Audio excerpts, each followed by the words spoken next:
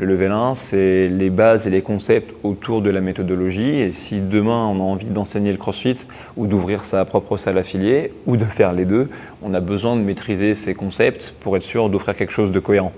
Lorsqu'on arrive au level 2, ce qu'on fait, c'est qu'on construit sur ces concepts qui ont été assimilés.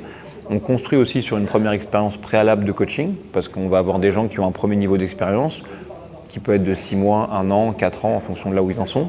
Mais ce qu'on va essayer de faire, c'est d'optimiser les méthodes de travail qu'ils emploient pour coacher et être plus efficaces dans leur coaching, à savoir augmenter la performance de l'athlète, diminuer le risque de blessure, aussi améliorer l'expérience globale de l'athlète. Alors du coup, le level 2, c'est une approche un peu plus particulière, un peu plus profonde que le level 1. Ça permet d'aller un petit peu plus loin, donc forcément, c'est du nouveau.